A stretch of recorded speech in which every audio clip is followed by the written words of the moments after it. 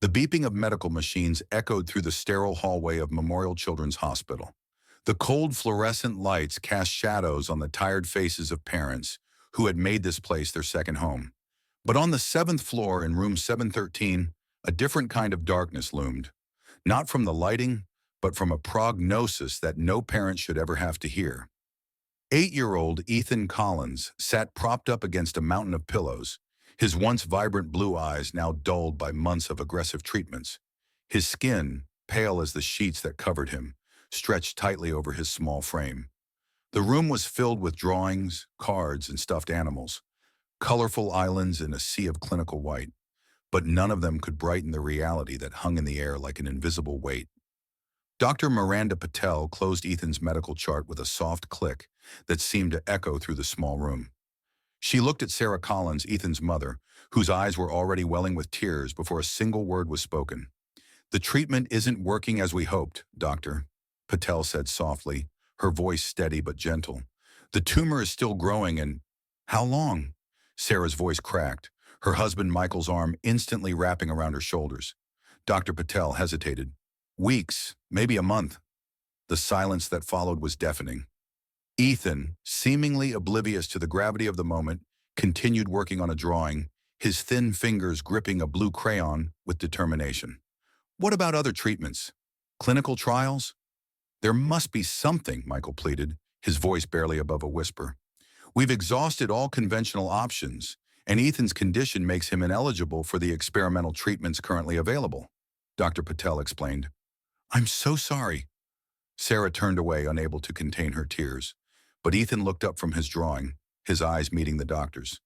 "It's okay," he said with a wisdom far beyond his years. "I just have one wish before I go." Before we continue this heartbreaking story, we'd like to take a moment to thank you for watching. If you're moved by Ethan's journey and want to see more inspiring real-life stories that showcase courage, compassion, and the incredible human spirit, please hit that subscribe button now. Our channel is dedicated to sharing these powerful moments that remind us of what truly matters in life. Now let's return to Ethan's remarkable story.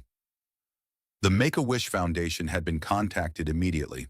The organization was known for granting wishes to children with critical illnesses, bringing a spark of joy in their darkest hours. When they arrived to speak with Ethan, everyone expected the usual requests. Disney World, meeting a superhero, perhaps a day with his favorite sports team. But Ethan surprised them all. "I want to meet Barron Trump," he said without hesitation. The request raised eyebrows.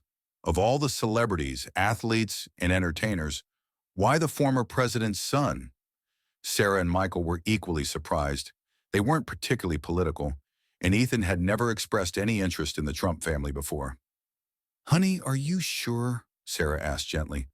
"You could go anywhere. Meet almost anyone." Ethan nodded firmly. "I've been reading about him. He's tall and quiet, and people say mean things about him sometimes. But he stays strong. I want to know how he does it." The Make-A-Wish coordinators exchanged glances. Celebrity wishes were common, but this was different. Presidential family members, especially younger ones, were notoriously difficult to reach, especially one who valued his privacy as much as Barron Trump did. "We'll try our best, Ethan," they promised, though doubt hung heavy in their voices. What they didn't know was that getting the request to Barron would be just the beginning of a journey that would leave everyone speechless. 3 weeks passed. Ethan's condition deteriorated rapidly. The once bright-eyed boy now slept most of the day, waking only for brief periods. The walls of his hospital room had become a shrine to his short life. Photos, cards, and now a single letter that had arrived just yesterday. "I'm sorry, but Mr. Trump's schedule is extremely busy. While he appreciates Ethan's interest, he cannot accommodate personal meetings at this time." The letter was polite, formal, and devastating. Sarah couldn't bring herself to tell Ethan, whose question each morning remained the same. "Is today the day I meet Barron?" Dr. Patel's visits became more frequent, her face more grim with each passing day. The medical team had moved from treatment to comfort care. The hospice nurse spoke in hushed tones about preparing for transition. On a particularly gray Tuesday, as rain pelted against the hospital windows, something unexpected happened. A commotion erupted in the hallway. Raised voices, Hurried footsteps, the squeak of dress shoes on linoleum. Sarah looked up from Ethan's bedside, where she'd been reading him stories he was too weak to follow. The door to the room opened, and a hospital administrator appeared, looking flustered. "Mrs. Collins," she said breathlessly, "there's someone here to see Ethan." Before Sarah could respond, a tall figure stepped into the doorway, standing at 6 feet 7 inches, with dark hair and a serious expression. Barron Trump filled the frame of the door, flanked by 2 Secret Service agents who scanned the room with practiced efficiency. The silence in the room was broken only by the steady beep of Ethan's heart monitor. Barron's eyes landed on the small figure in the bed, and something in his expression shifted. Without a word, he stepped forward, nodding to Sarah and Michael, and approached Ethan's bedside. Ethan's eyes fluttered open, confusion giving way to recognition, then disbelief. "You came," he whispered, his voice barely audible. Barron nodded, pulling a chair close to the bed. "I heard you wanted to meet me," he said simply. What happened next would change everything, not just for Ethan, but for everyone in that room. The conversation began awkwardly. Barron, known for his privacy and reserved nature, seemed unsure what to say to this dying child. Ethan, weakened by his illness, could barely stay awake. "Why did you want to meet me?" Barron finally asked, genuinely curious. Ethan's thin fingers played with the edge of his blanket. "Because you know what it's like, to have everyone watching, to feel different." Something flickered in Barron's eyes. Recognition, perhaps understanding. He leaned forward slightly. "Yeah," he said quietly, "I do know."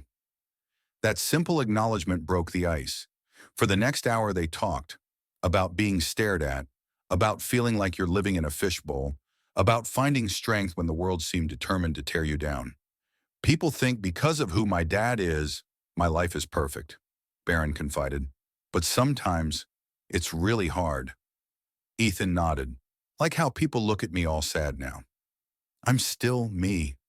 The two continued talking, unaware that Sarah was crying silently in the corner, that Michael was recording snippets of this unlikely friendship on his phone, that the Secret Service agents had softened their stance, touched by the scene unfolding before them. When it was time for Barron to leave, he hesitated, then reached into his jacket pocket. "I brought something for you," he said, producing a small, elegantly wrapped package. Ethan's weak hands fumbled with the wrapping, revealing a custom chess set with pieces made of polished stone. "My grandfather taught me to play," Barron explained. "It helps me think about something else when things get tough. Maybe it can help you too." Ethan ran his fingers over the smooth pieces. "Will you teach me?" The request hung in the air. Barron had a flight to catch, commitments to keep. But something about the hopeful look in Ethan's eyes made him pause. "Yes," he said finally, "I'll teach you." No one expected what happened next. The next day, Barron Trump returned to Memorial Children's Hospital. And the day after that, and the day after that, the media caught wind of the story by day 3. Cameras and reporters camped outside the hospital, desperate for a glimpse of the former first son entering the building. Speculation ran wild. What was the connection between Barron Trump and this unknown sick child? Inside, away from the chaos, something remarkable was happening. Each day, Barron and Ethan played chess. As they played, they talked. As they talked, they connected. And as they connected, something changed in Ethan. Dr. Patel noticed it first. Ethan's appetite had improved. Then the nurses reported he was sleeping less during the day, showing more energy. His pain medication requirements decreased. It's not unusual to see temporary improvements when patients experience joy or excitement, Dr. Patel explained to Sarah and Michael. The mind has powerful effects on the body. But don't get our hopes up, Michael finished for her, the familiar refrain hanging between them. But after a week of daily visits, the medical team was confused. Ethan's latest scans showed something they couldn't explain. The tumor had stopped growing. Not only that, but the inflammation around it had decreased slightly. "This doesn't make sense," Dr. Patel murmured, studying the images with a furrowed brow. "This type of tumor doesn't just pause." Sarah clutched Michael's hand tightly. "What does it mean?" "I don't know, doctor," Patel admitted, "but I want to run more tests." Meanwhile, the friendship between Barron and Ethan deepened. Barron brought specialists from New York, oncologists who reviewed Ethan's case, offering new perspectives. He flew in a nutritionist who specialized in cancer patients, who designed meals that Ethan not only tolerated, but enjoyed. But most importantly, he brought hope. 2 weeks into their friendship, Barron arrived with a surprise, a virtual reality headset customized for hospital use. "I can't take you to places," he explained to Ethan, "but maybe I can bring them to you." Together, they visited the Grand Canyon, the Eiffel Tower, and even the deck of the International Space Station. Ethan's laughter, something his parents hadn't heard in months, echoed through the room. The media narrative shifted from curiosity to inspiration. Barron's secret mission became the headline everyone was following. But inside room 713, away from the cameras and speculation, something even more extraordinary was unfolding. Dr. Patel stared at the scan results in disbelief, then ran them again and again. She called in specialists from oncology, radiology, and neurology. They all came to the same bewildering conclusion: the tumor was shrinking. "This is medically impossible," one specialist declared, shaking his head. "This type of aggressive glioblastoma doesn't respond this way. It doesn't spontaneously reverse course." But the evidence was right there in black and white. The tumor had decreased by almost 15% in size. The surrounding inflammation had reduced significantly. Ethan's blood work showed improvements across every marker they tracked. When Dr. Patel shared the news with Sarah and Michael, they broke down in tears. Is he going to be okay?" Sarah asked, afraid to hope.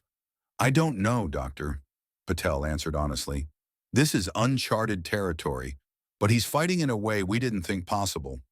The medical team called it spontaneous regression, a rare phenomenon where cancer retreats without medical explanation. The scientific literature had documented a handful of such cases throughout history, but never with this type of tumor, never this rapidly. What they couldn't quantify, couldn't measure with their instruments and charts, was the power of connection. The way Ethan now had something to live for. The way his days were filled with chess strategies instead of pain management. The way he looked forward instead of backward. Barron, for his part, remained humble about his role. When a reporter finally cornered him in the hospital parking lot and asked if he believed he had somehow helped Ethan's condition, he shook his head. "Ethan is the strong one," he said quietly. "I'm just lucky to know him." But inside the hospital, the staff had begun to whisper. They called it the Barron Effect. Some dismissed it as coincidence, others as false hope. But no one could deny that something inexplicable was happening in room 713. As the 4th week of their friendship began, Ethan sat up in bed without assistance for the first time in months. He ate a full meal. He beat Barron at chess for the first time, a victory that made him pump his fist in the air with a strength his parents thought was long gone.